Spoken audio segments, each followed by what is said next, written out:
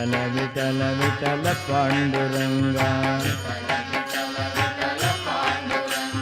விட்டல விட்டல விட்டல பாண்டுரங்கா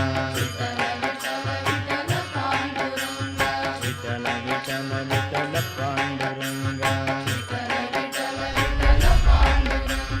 விட்டல விட்டல விட்டல பாண்டுரங்கா. உன்னால் அவளுக்கு எந்த பிரயோஜனமும் கிடையாது. பிரதி பிரயோஜனத்தை எதிர்பார்க்காமல் சொல்கிறவா அவர்கள்ட்ட போ. ஏன்னா உனக்கு குழம்பி இருக்கிற மாதிரி அவளுக்கு குழம்பல்ல, அவளுக்கு சித்தம் தெளிவாக இருக்குது. நமக்கு எப்படி இருக்குன்னா, நமக்கு ஏன் இன்னொருத்தர போய் கவுன்சிலிங் போகிற மாதிரி ஒரு பரிஸ்திதி நமக்கு வந்ததுன்னா, 1 மணி நேரத்தில் 5000 எண்ணம் வரவேண்டி இருக்க, இப்போ 7000 கிராஸ் பண்ணுறது, 8000 கிராஸ் பண்ணுறது. அதனால தான் உனக்கு கவுன்சிலிங் தேவைப்படுறது. எப்போ எண்ணெய் ஓட்டங்கள் மனசில் அதிகமாகிறதோ அப்போ வியாதி ஆரம்பம்னு அர்த்தம். பைத்தியம் பிடிச்சிடுதுங்கிற அளவு பைத்தியம் வியாதியே இல்லை. பைத்தியங்கிறது ஒரு வியாதி இல்லை. ஒரு பைத்தியக்கார ஆஸ்பத்திரி வாசல் வழியாக ஒருத்தர் காரில் போனார். டயர் பஞ்சராக போயிடுது. கழட்டி அந்த கப்பு இருக்கும் பாருங்க, வீலில் ஒரு கப்பு போட்டு அடித்து வச்சுருப்பான். அந்த நட்டெல்லாம் வெளியில் தெரியாமல் போல்ட்டு, அந்த போல்ட்டை அதில் போட்டு வச்சார். பக்கத்தில் ஒரு சாக்கடை ஓடுறது. இந்த டயரை கழட்டி புது டயரை உள்ளே போட்டுவிட்டு இதை தூக்கி பழையபடி இந்த டிக்கியில் போட்டுவிட்டு இந்த நட்டை முறுக்குவோம், அந்த போல்ட்டை முறுக்குவோன்னு அதை எடுத்தார். அந்த பாத்திரத்தோடு சாக்கடையில் விழுந்துடுது. இது இத்தனையும் பைத்தியக்கார ஆஸ்பத்திரி வாசலில் நடக்கிறது. இது இத்தனையும் இந்த காம்பவுண்டு வாலில் இப்படி ஒரு கையை வச்சுட்டே ஒரு பைத்தியம் பார்த்துட்டே இருக்கு. இப்படியே பார்த்துட்டு அவன் முழிச்சான். 4 போல்ட்டு விழுந்துடுது. என்ன பண்ணுறதுன்னு தெரியல. முழிச்சு ரொம்ப நேரம் தலை சொரிஞ்சுட்டே இருந்தான். இது கேட்டது, என்ன யோஜனை பண்ணுறேன் பைத்தியம். அவன் அது கேட்டவுடனே அது மூஞ்சியும் பார்க்குறான், போர்டையும் பார்க்குறான். இது பைத்தியக்கார ஆஸ்பத்திரி போர்டு. இதுகிட்ட போய் என்ன சொல்கிறதுன்னு பேசாமல் இருந்தான். அதான் கேட்குறேனே என்ன யோஜனை பண்ணுறேங்கிறது அது பைத்தியம். அவன் சொன்னான், போல்ட்டெல்லாம் கீழே விழுந்துடுத்து, எப்படி போகிறதுன்னு யோஜனை பண்ணுறேன்னா. உனக்கு மூளை இருக்கான்னு அது கேட்டது. ஏன் இப்படி சொல்கிறேன்னா, போனால் போட்டோமே, பாக்கி 3 வீல் இருக்கணும், அதில் 4 போல்ட் இருக்கணும். ஒவ்வொரு வீல்லேருந்து ஒவ்வொன்றை கயட்டு, இதில் 3 போடு, வண்டி எடுத்துன்னு போயிடு. பிரமிச்சு போயிட்டான் அவன். பைத்திய யோஜனை சொல்கிறது, சரியாக சொல்கிறது. இவ்வளவு மூளை இருக்கே, நீ ஏன் பைத்தியக்கார ஆஸ்பத்திரிக்கு வந்தேன்னு கேட்டான்.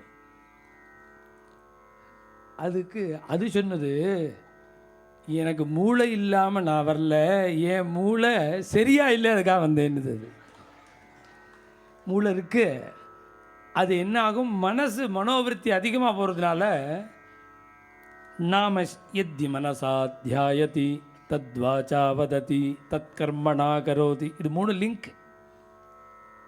எதை மனசு நினைக்கிறதோ அது வாய் சொல்கிறது, வாய் சொல்கிறத காரியம் செய்கிறோம்.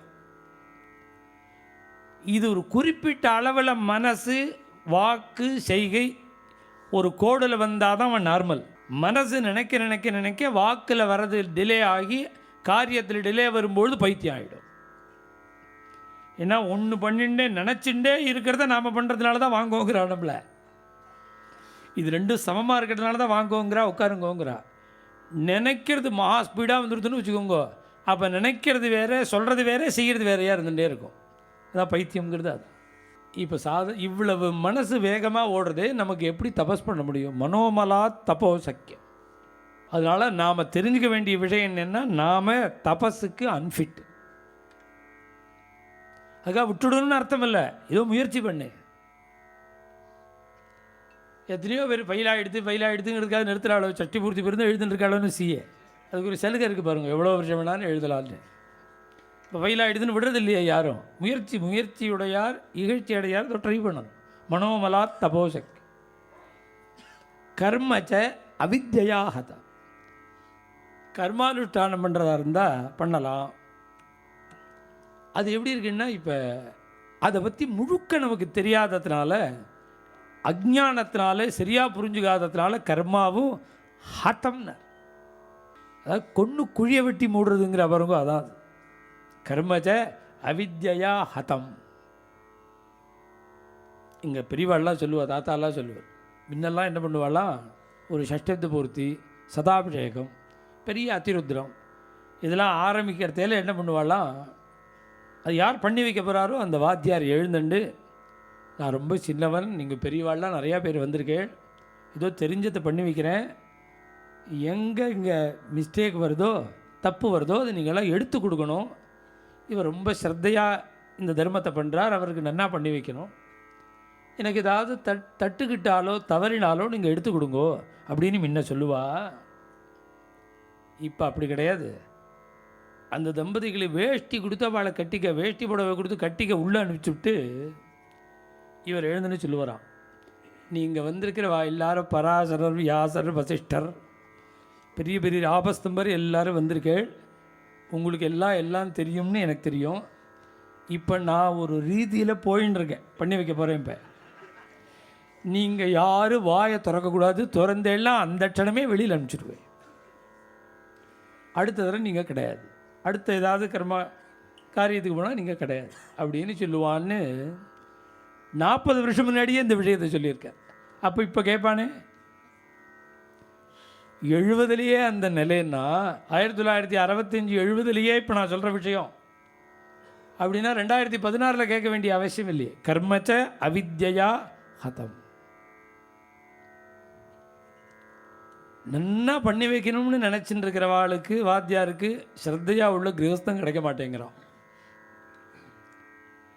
ஸ்ரத்தையாக பண்ணணும், என்ன செலவிஞ்சாலும் பரவாயில்ல, யதோக்தமாக பண்ணணும்னு நினைக்கிற கிரகஸ்தனுக்கு அழகாக பண்ணி வைக்கிற வாத்தியார் கிடைக்க மாட்டேங்கிற. இந்த ப்ராப்ளம் எங்கே ஆரம்பம் தெரியுமோ, அவள் குடும்பத்துக்குன்னு ஒரு வாத்தியார் பார்த்தேலா, அதை கட் பண்ணிவிட்டு இஷ்டத்துக்கு வாத்தியார் வச்சுக்க ஆரம்பித்ததுனால தான் இந்த ப்ராப்ளமே வந்தது. அவள் குடும்ப வாத்தியார் அப்படியே தொடர்ந்து பரம்பரையாக வந்தால் இந்த மிஸ்டேக் வரவே வராது. இதனால தான் வாத்தியாரை மாற்ற மாட்டான். இந்திரன் வாத்தியாரை மாற்றி பிரம்மஹத்தி பாபத்தை அடைஞ்சான்னு பாகவதம் சொல்கிறேன், விருத்ராசுர வதத்தில். பிரகஸ்பதியை மாற்றிட்டான் இந்திரன், நீ சொன்ன டயத்துக்கு வரல போகுன்ட்டான். நான் வேறு வாத்தியார் வந்துட்டே இருக்கார், காரில் வந்துட்டுருக்கார், அவரை வச்சுட்டு பார்த்துக்கிறேன்ட்டான் இந்திரன். கடைசியில் என்னாச்சு, விஸ்வரூபண வாத்தியாராக வச்சான், கோபம் வந்து கொடுத்து அவர் கழுத்தை வெட்டினா பிரம்மஹத்தி சுற்ற ஆரம்பிச்சு கொடுத்து இந்திரனை. பிராமண ஹத்தி, பிராமண வதம் பண்ணின பாபம் வந்துடுது. கர்மச்ச அவித்யா ஹதம். தானம் பண்ணி க்ஷேமத்தை அடையுவோம் அப்படின்னா, தானம் அப்படி அர்த்தலோபேன், மனசில் எதையுமே சீப்பாக பண்ணணுங்கிற எண்ணம் வந்துடுது. இந்த விஷயம் நான் இங்கே பிரவச்சனத்தில் சொல்கிறது இல்லையே, இதுவரை சாதாரணமாக பேசும்போது சொல்கிற விஷயம் அது.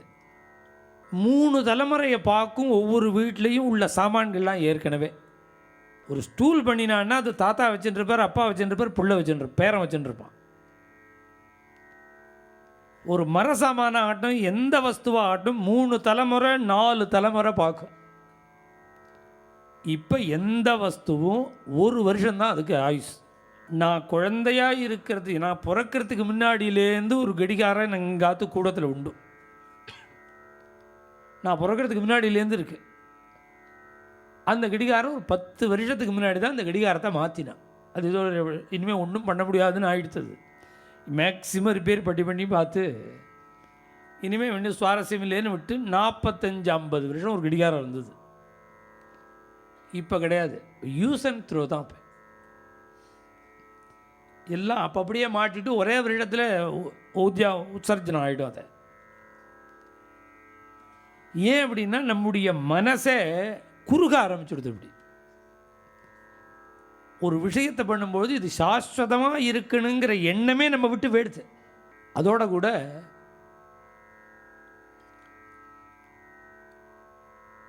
எதுவுமே மனசுக்கு தகுந்த மாதிரி தானே நடக்கும். அதனால தான் செட்டி நாட்டில் செட்டியார்லாம் இன்றைக்கும் காரைக்குடி தேவகோட்டை பக்கத்தில் நமஸ்காரம் பண்ணினா தீர்காயுசோடரு சௌக்கியமாருன்னே சொல்லவே மாட்டா, எண்ணம் போல் வாழ்வேன்னு தான் சொல்லுவோம். நமஸ்காரம் பண்ணால் இதுதான் ஆசீர்வாதம். எண்ணம் போல வாழ். நாம் வாங்கும்பொழுதே மனசு அப்படி தான் இருக்குது. நம்ம தாத்தாலாம் ஸ்டூல் பண்ணும்பொழுது நாம் வச்சுக்கலாம், புள்ள வச்சுப்பான், பேரன் வச்சுப்பான்னு 50 வருஷம் 100 வருஷம் 200 வருஷம் மர பீரோ இருக்குது. இப்போ இருக்குது அந்த பீரோலாம். அவ்வளோ வருஷம் பீரோக்கள்லாம் இருக்குது. 60 வருஷத்துக்கு முன்னாடி வச்சுட்டு இருந்தார் எங்கள் தாத்தா ஒரு மர பீரோ. அந்த பீரோ இன்றைக்கி எங்கிட்ட இருக்குது. எங்கள் தாத்தா வச்சுட்டு இருந்த பீரோ. நான் என்னோட ரொம்ப நெருங்கின வாழ்க்கை தெரியும். நான் ஒரு பொட்டி வெளியில் எடுத்துன்னு போவேன். ஒரு பச்சை பொட்டி வேணும், இரும்பு பொட்டி. அது இந்த பக்கம் திருப்பணும். அதை 2 கதவு இப்படி இருக்கும். இதை பம்பாய் எடுத்துன்னு போகணும். அது ஏன் இதை வச்சுட்டுருக்கேன்னா, இந்த பொட்டி என்னை விட அதுக்கு வயசு கூட. என்னை விட அதுக்கு வயசு கூட. எங்கள் தாத்தா வெளியூர் எடுத்துன்னு போன பொட்டி. வெளியூர் பிரவச்சனத்துக்கு போகும்போது எங்கள் தாத்தா எடுத்துன்னு போன பொட்டி அது இப்போ எங்கிட்ட இருக்குது. இது பம்பாய்க்கு எந்த ஊருக்கு போனாலும் இந்த பொட்டி தான். பம்பாய்க்கு போனதில் இந்த பொட்டி எடுத்து வச்சேன். 10 நாள் 15 20 நாள் பிரவச்சனங்க பஜனை எல்லாம் முடிஞ்சு கிளம்பும்பொழுது வரும்பொழுதே என்கிட்ட கேட்டார். ரயில்வே ஸ்டேஷனில் இந்த முரளி, பம்பாயில் முரளின்னு இருக்க, ரொம்ப வேண்டியவர். அவர் கேட்டார், ஏன்னா இந்த பொட்டியை வச்சுருக்கேள், இதெல்லாம் வேண்டாம், நான் நல்ல பொட்டியாக போகிறதையிலே வாங்கின்னு போயிடுவோம்னார். என்னை பொட்டி வாங்க தெரியாமலாம் நான் இதை வச்சுட்டுருக்கேன். எங்கள் தாத்தா வச்சுட்ட பொட்டி. நம்ம பெரியவாள்லாம் எதுக்கு மதிப்பு கொடுத்தாலோ அதுக்கு மதிப்பு கொடுக்கறதுனால தான் நம்ம மனசே உயரும். அது நம்முடைய மனசு அது உயரணுமோனோ. வெள்ளத்தனையது மலர் நீட்டம் மாந்திரதம் உள்ளத்தனது உயர்வுன்னு திருவள்ளுவர். ஒரு குளத்தில் 4 அடி ஜலம் இருந்ததுன்னா 5 அடியில் இருக்கும் தாமரை. 6 அடி ஜலம் வந்துடுதுன்னு வச்சுக்கோங்க, 7ஆவது அடியில் தாமரை இருக்கும். வெள்ளத்தனையது மலர் நீட்டம். எவ்வளவு ஜலம் வரதோ எவ்வளவு ஜலம் அதிகமாக அதனுடைய தாமரையோட உயரம் அதிகமாகும். அதுபோல் மனது உயர தான் ஒத்தனுடைய உயர்வே இருக்குது அப்படின்னு திருவள்ளுவர் எவ்வளோ பெரிய விஷயத்தை சுலபமாக சொன்னார். அதனால் தாத்தா வச்சுட்டு இருந்த பொட்டி அதுக்காக வச்சுட்ருக்கேன். அவர் சொன்னார், இல்லை இது நன்னா இல்லை, உங்களுக்கு ஒரு டீசெண்டாக இல்லை, வேறு மாத்திரைன்னார். இது தாண்டி இந்த உபாயம் அவருக்கு உபயோகப்படாது. வேறு இன்னொன்று சொன்னேன், இந்த பொட்டி திருட்டு போகாதியா, இந்த பொட்டி திருட்டு போகாது, நீ நல்ல பொட்டி வாங்கி கொடுத்தா உடனே திருட்டு போய்டும்னு. சரி நீங்கள் சொன்னால் கேட்க மாட்டேன். இல்லை, ரொம்ப சுவாதீனமாக இருப்பேன். கிட்டத்தட்ட 23 வருஷமாக பழக்கம். பம்பாயெல்லாம் பிரவச்சனம் எல்லாம் முடிஞ்சது. ராத்திரி 10 மணிக்கோ ஏதோ தாதாரில் கிளம்புறது ரயில், வீட்டில் கிளம்புறது. நாங்கள் தாதாரில் ஏறுறோம். ட்ரெயினில் ஏறி ஏகப்பட்ட கூட்டம். அதாவது ட்ரெயின் ஏறுறதுக்கு 1 மணி நேரம் முன்னாடி தான் ஒரு பஜனை முடியுது. அப்படி பஜனை முடிச்சுட்டு கிளம்புறேன். வண்டியில் ஏறியாச்சு. அது அப்படியே கல்யாண ஸ்டேஷன்கிட்ட வரத்தையில் சாமானெல்லாம் செக் பண்ணால் பொட்டியை காணும். என்னோடய பச்சை பொட்டியை காணும். அதில் பம்பாயில் 20 நாள் கதை சொல்லி பஜனை பண்ணி வந்திருக்கிற பணம் முழுக்க அதில் இருக்குது. இந்த 20 நாள் பிரயத்தனம் முழுக்க அங்கே இருக்குது. என்னோடய பாகவத புஸ்தகம் இருக்குது, உஞ்சவிருத்தி சொம்பு இருக்குது, நாம வஸ்திரம் இருக்குது, பணங்காசு கூட வந்துடும், பாகவத புஸ்தகம் அதெல்லாம் இருக்குது. அதில் கொஞ்சம் கவலையாக போச்சு. அப்போ பக்கத்தில் இருக்கிற வாழ்கிட்ட இப்போ எல்லார்ட்டையும் எப்படி இருக்குது, தீர்த்த பாத்திரம் திருதிய வஸ்திரம் மாதிரி 4 செல் தொங்குறது. இப்போ முன்னெல்லாம் 1 வச்சுன்றது போக இப்போ 4-5 பைத்தியம்தான் இன்னும் பிடிக்கல எல்லாருக்கும். பேசுகிறதுக்கு ஒரு ஃபோன் போகாதோ. இப்போ இந்த ஃப்ரீ பண்ணி விட்டுட்டானா எல்லாம் சினிமா பார்த்துட்டே வருது. ரயிலில் எல்லாம் ஃப்ளைட்டில் கிடையாது, ரயிலில் எதையோ நோண்டிகிட்டே வருது. காலக்கிரீடதி கச்சத்யாயு. திருவிடம்புரத்தூரில் மகாபெரிவா ரொம்ப வருஷம் தங்கியிருந்தா. இந்த ரயில்வே ஸ்டேஷனு கிராஸ் இருக்குங்க, லெவல் கிராஸிங், கேட்டு போட்டுவிட்டான். அந்த வழியாக வந்த பெரியவா ரயில்வே ஸ்டேஷன்லேயே அந்த ரோட்லேயே நிற்கிற கிராஸிங்கில் ரயில் கிராஸ் பண்ணுது. இப்படி தானே போகும். ஞாபகப்படுத்துகிறேன், இது இப்படின்னு அர்த்தம் இல்லை, இதை சொன்னால் உங்களுக்கு புரியுங்கிறது. ரயில் போன உடனே பெரியவா சொல்லலாம் கேட்டா, பக்கத்தில் இருக்கு, இந்த ரயில் என்ன சொல்கிறது உங்களுக்கு புரிஞ்சுதோன்னு கேட்டேன். ரயில் ஏதோ சொன்னதே உங்களுக்கு புரிஞ்சுதோன்னு. ரயில் என்ன சொல்கிறது தெரியுமா? கால கிரீடதி கச்சத்யாயுகு, கால கிரீடதி கச்சத்யாயுகு அப்படின்னு நமக்கு உபதேசம் பண்ணுறது. காலம் விளையாடுறது ஆயுசு போயின்னு இருக்கு, காலம் விளையாடுறது ஆயுசு போயின்னு இருக்கு, காலம் விளையாடுறது ஆயுசு போயின்னு. இதுபோல் அருமையான நம்முடைய டயத்தை முழுக்கிற, நம்முடைய அருமையான நேரத்தை முழுக்கிற சாப்பிட்ற அசுரன் தான் செல்ஃபோன். நம்ம ஆயுசை சாப்பிட்ற அசுரன். அது நோண்டின்னு இருந்தால் எனக்கு மகா கோபம் வந்துடும். அதை போய் சும்மா அவசியமாக உள்ளதுக்கே பேசுகிறது கஷ்டமாக இருக்குது நமக்கு. அதை போய் மணிக்கணக்காக தோண்டிகிட்டே இருக்கா பாருங்க, எதையோ பண்ணிகிட்டே இருக்கா.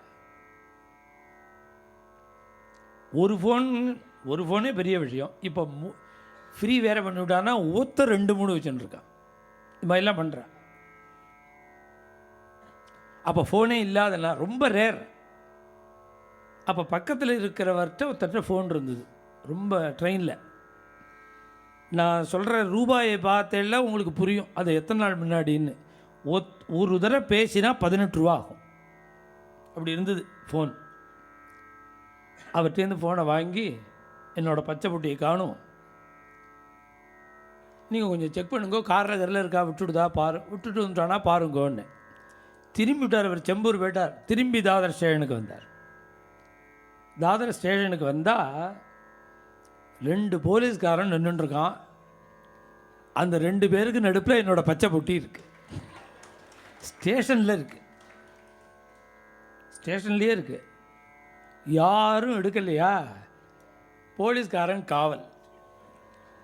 அவன் என்ன நினச்சிருக்க, ஏதோ குண்டு வச்சுருக்கான்னு பயந்துன்னு வச்சுட்டு இருக்கான். உடனே அடையாளம் சொல்லி அந்த பொட்டியை வாங்கி அடுத்த வாரம் ஞானானந்த சுவாமியில் ஆராதனைக்காக வந்தாள். பம்பாயிலேருந்து தென்னாங்கூர் வந்த பக்தாள்கிட்ட அந்த பொட்டியை எனக்கு அனுப்பிச்சுட்டார். போய் இறங்கின அன்றைக்கி என்கிட்ட கேட்டார், நான் திருட்டு போகாதையா இந்த பொட்டின்னு சொன்னேன். ட்ரெயின் ஏறுறதேல பார்த்தா வெச்ச இடத்துலையே பொட்டி அப்படியே இருக்குது. சின்ன விஷயம். ஒரு பெட்டி கூட நல்லா யோஜனை பண்ணி ரொம்ப நாள் வரா மாதிரி இருக்கிற மாதிரி வாங்கின காலம் போக இப்போ எதை வாங்கினாலும் அல்பாயுஸாக இருக்குது. எல்லாத்துக்கும் அல்பாயுஸ். வீடே இப்படி தான் இருக்குது. முன்னெல்லாம் சாஸ்வதமாக இருக்கணும்னு வீடு வாங்க போக இப்போ வாங்கும்பொழுது நல்ல விலைக்கு விற்கலாம், நல்ல விலைக்கு விற்கலான்னு விற்கிற பிரஜையோடையே தான் வீடு வாங்குகிறான். இருக்கிறதுக்கே வீடு வாங்குறது இல்லை, விற்கிறதுக்கு வீடு. அதனால தான் தொடர்ந்து 5 வருஷம் கூட இருக்க முடியல ஒரு வீட்டில். மனசு எப்படி இருக்குன்னா லோபி கஞ்சத்தனம் வந்து கொடுத்து மனசுக்கு. அதனால தானம் ஒழுங்காக பண்ண முடியல. இப்போ என்ன தான் பண்ண முடியும்னா ஒன்று தான் முடியும். நாம தஸ்மாத் கலவு யுகே, பகவன் நாமம் தான் முடியும். அதனால் பகவன் நாமம் சொல்லும் பொழுதோ பிரச்சாரம் பண்ணும் பொழுதோ இது போரும் பாக்கி ஒன்றும் வேண்டான்னு சொல்லவே கூடாது. நிஷேத ரூபமாக எதையும் சொல்லக்கூடாது.